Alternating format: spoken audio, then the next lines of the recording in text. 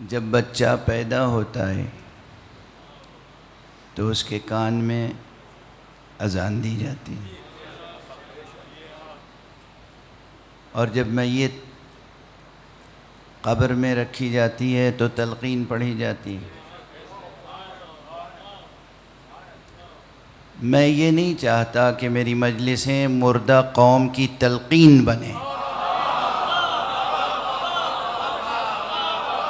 میں یہ چاہتا ہوں کہ میری تقریریں زندہ مستقبل رکھنے والی قوم کی اذانیں بن جائیں۔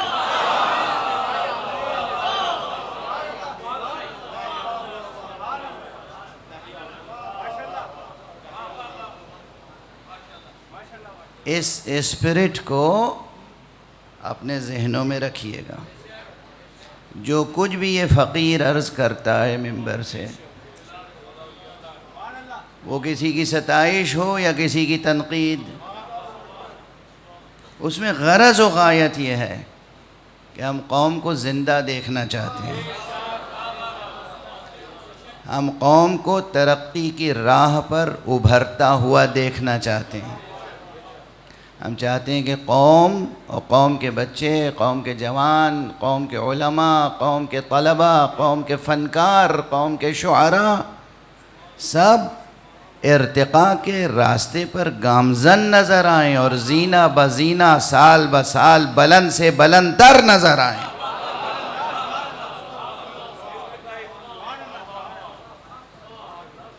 مرزا دبیر علیہ الرحمہ کا ایک مطلع ہے بہت مشہور سلام، جس میں انہوں نے کہا ہے کہ غم آل عبا ہے اور میں ہوں، سلامی یہ غذا ہے اور میں ہوں۔ اس فقیر نے بھی اس زمین میں کچھ کہا تھا، اور وہ یہ تھا کہ ثنائے کبریا ہے اور میں ہوں۔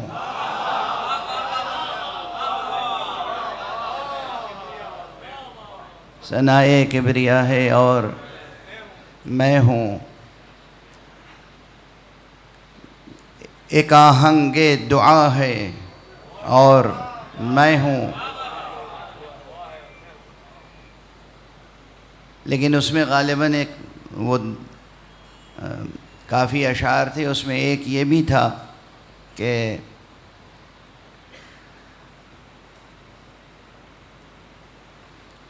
مستقبل کے تعلق سے کہ دراصل ہماری زبان پر مسلسل، اب میں خود اپنے اشعار مسلسل سناتا نہیں رہتا تو خود یاد نہیں رہتے۔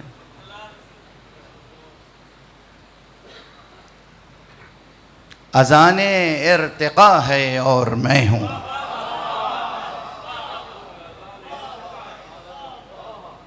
اذان ارتقاء ہے اور میں ہوں۔ تو یہ جو میری گفتگویں ہیں وہ سب اذان ہے، یا اذان یا اقامت، یا اذان یا اقامت۔ وہ دو مصرے بھی یاد ہوں گے آپ حضرات کو اس فقیر کے، یا یاد ہونے چاہیے، جو مجلس عزا کی تعریف کے تعلق سے میں نے ایک غیر مسلم مجمع میں پڑھا تھا۔ یہ شعر کہ مجلس عزا کیا ہے، ایک نماز الفت ہے،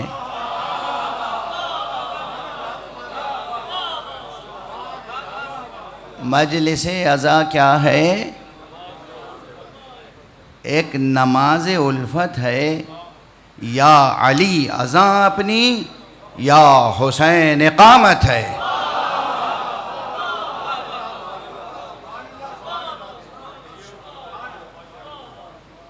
بس خلاصہ یہ ہے میرے جذبات کا کہ میں آپ کو زندہ دیکھنا چاہتا ہوں، میں آپ کو ترقی کی راہ پر گامزن دیکھنا چاہتا ہوں۔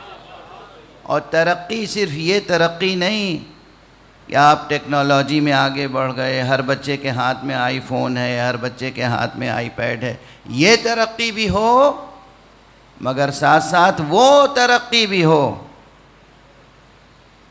کہ ہم اس منزل پر پہنچیں اپنے شعور، اپنے ارادے، اپنے اختیار، اپنے حسن اعتقاد اور حسن حمل کے ساتھ، حسن اعتقاد اور حسن عمل کے ساتھ، کمال یقین اور کمال عمل کے ساتھ کہ ہم فرزند زہرا کا استقبال کر سکیں۔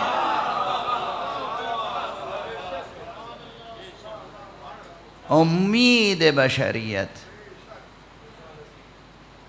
وہ ذات گرامی کہ جس پر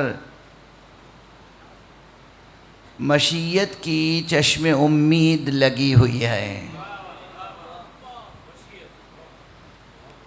ہم اس کا استقبال کر سکیں پورے ثبات قدم کے ساتھ، یعنی وہی شان ہو ہم میں سے ہر ایک میں جو کربلا میں شمع امامت کے پروانوں کی تھی۔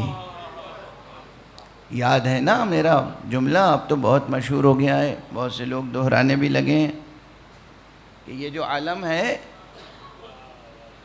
یہ علم توحید ہے، علم ختم نبوت ہے، علم ولایت ہے، لیکن مولا علی کے ہاتھ میں بھی تھا، تب بھی اس میں اس کے نیچے مومن بھی تھے، منافق بھی۔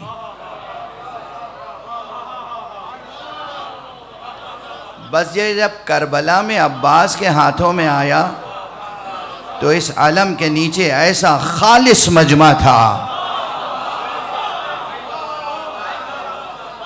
جس میں سے ایک بھی کوئی امام کو چھوڑ کے نہیں گیا۔ تو یہ جو 1200 برس سے، 1300 برس سے، 1400 برس سے یہ علم ہم سجاتے آ رہے ہیں، اور اس علم کی نسبت امام حسین سے، حضرت عباس سے قائم ہے، تو اس علم کے پھرہرے کی ہوا میں سانس لینے والے ایسے جری اور جرأت مند اور با وفا ہونے چاہیے کہ آقا امام مہدی ظہور فرمائیں تو کسی کا قدم پیچھے نہ ہٹے۔ صلوات پڑھ دیجئے محمد و آلہ۔